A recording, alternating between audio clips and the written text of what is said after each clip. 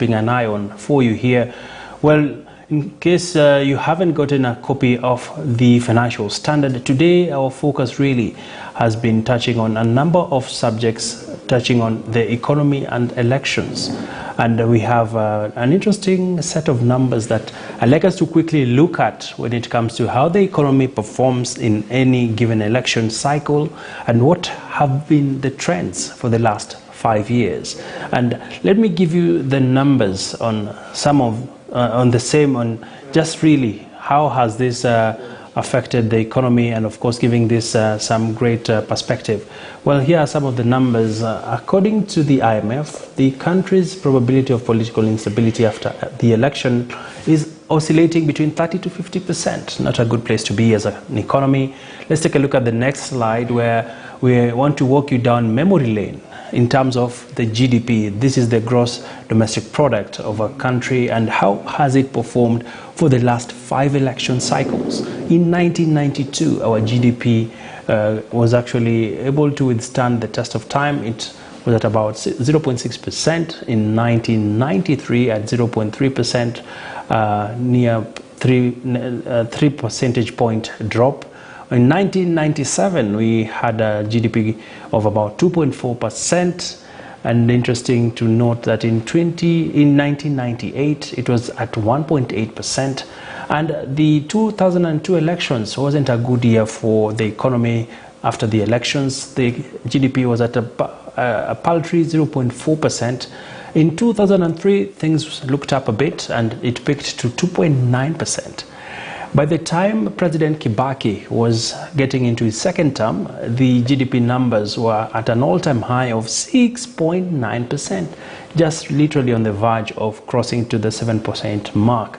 Well, 2007 was a very dark period for Kenya's economy, because there was the post-election violence, and this displaced more than 350,000 people, and also the economy was severely dented. Look at the numbers. 2008, the election, after the very contested election, we saw a GDP shrinking by 1.5%.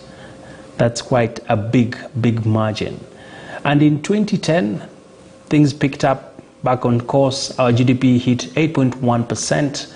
2013, also another election year, GDP numbers dropped. Clear show of investor sentiment waning when it comes to an election cycle. In 2014, it picked up again to hit 5%. 2017 elections, which did see the matter being taken to the Supreme Court, where the election outcome was nullified. The economy numbers dropped to 3.7%. 2018, fast forward, the economy back on course at 5.6%. And in 2020, which was also another not so good year for many countries across the world, it was at the peak of the COVID-19 pandemic, and this did see a major hit on all economies, including Kenya's economy, where the GDP grew by only 0.3%.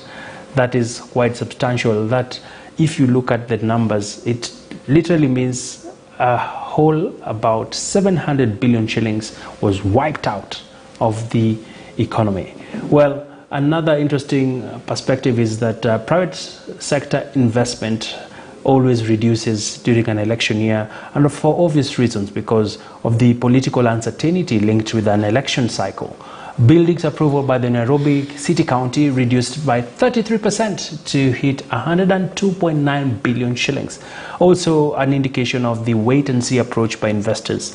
And last but not least, investors have also continue to exude confidence that this year's elections will be a turning point for Kenya, because Kenya is going into an election cycle after a pandemic, and literally the business community is keen to ensure that there's a transition that is very smooth and allows for a tranquil change of power. Well, that's just a quick glimpse of how the economy has been performing during the election cycle. And remember, all this you can catch on our Financial Standard paper on The Standard, and you can also catch it on our website as well, and make your feedback as well as your comments. Well, let's get to some more stories now, and we want to have a curtain raiser story that is following up on what's been happening in Ukraine as well as in Russia. And the United Nations Human Rights